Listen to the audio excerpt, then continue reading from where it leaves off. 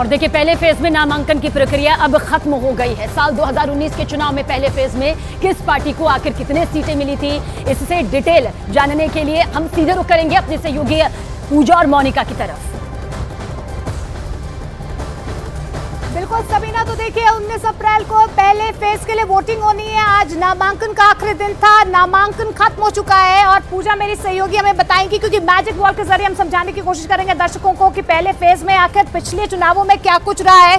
सबसे पहले आपको फटाफट से हम बता देते हैं कि फर्स्ट फेज में कितनी सीटें हैं और क्या कुछ पिछले चुनावों में फर्स्ट फेज में रहा। पूजा, बिल्कुल, यहाँ पर ये बता दें कि 102 ऐसी सीटें हैं जहां पर फर्स्ट फेज में इलेक्शन होने जा रहा है। नामांकन खत्म हो चुका है, लेकिन इन सीटों में 2019 में क्या प्रदर्शन रहा था उसे देखिए। बीजेपी यहाँ पर 39 सीटें, डीएमके 24, कांग्रेस 16, बीएसपी 3। ये तमाम आप देख सकते हैं कि देश के बड़े बड़े ऐसे राज्य जहां फर्स्ट फेज में इलेक्शन होने वाला है और काफी अहम सीटें हैं। लेकिन मोनिका, अब पेज फंसा हुआ है अभी भी कुछ राज्यों में नामांकन की प्रक्रिया खत्म होने के बावजूद।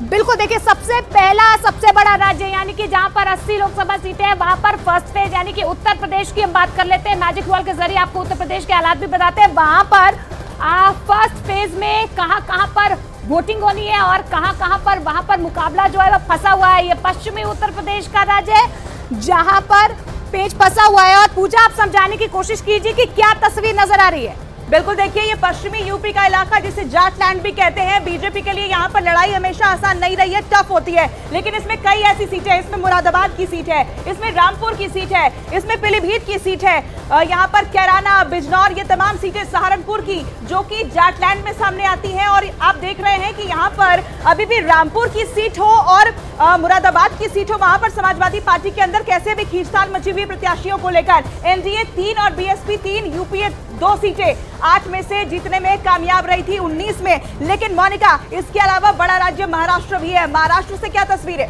बिल्कुल, देखिए महाराष्ट्र में भी घमासान लगातार यहाँ पर नजर आ रहा है। मैजिक वॉल के जरिए यहाँ पर भी समझाने की हम कोशिश करते हैं। उत्तर प्रदेश के, पश्चिमी उत्तर प्रदेश के हमने आपको दिखाए है, लेकिन देखिए अब आपको यहाँ पर महाराष्ट्र की तस्वीर भी हम दिखा देते हैं। फर्स्ट फेज में महाराष्ट्र में क्या कुछ खास रहने वाला है, पहले फेज में कौन कौन सी ऐसी सीटें हैं जहाँ पर फर्स्ट फेज में वोटिंग होनी है, ये वो तमाम महाराष्ट्र के इलाके हैं। और आज तो नितिन गडकरी जिन्होंने नामांकन भी फाइल कर लिया है। और क्या कुछ राजनीतिक कल्चर पिछली बार के चुनावों में रही है, पूजा आपको मैजिक वॉल के जरिए समझाने की कोशिश करें। बिल्कुल, देखिए हम दर्शकों को ये बता देते हैं कि ये देखिए यहाँ 5 सीटें हैं जिनमें से 4 पर एनडीए ने जीत दर्ज की थी पिछली बार। यूपीए के खाते में एक सीट गई थी। हाई प्रोफाइल सीट है नागपुर की, नितिन गडकरी वहां से नॉमिनेशन फाइल कर चुके हैं। रामटेक की सीट जिसको लेकर बहुत विवाद हुआ, तो ये महाराष्ट्र की सीट जिस पर एनडीए ने पिछली बार फर्स्ट फेज के इलेक्शन में बढ़त बनाई थी।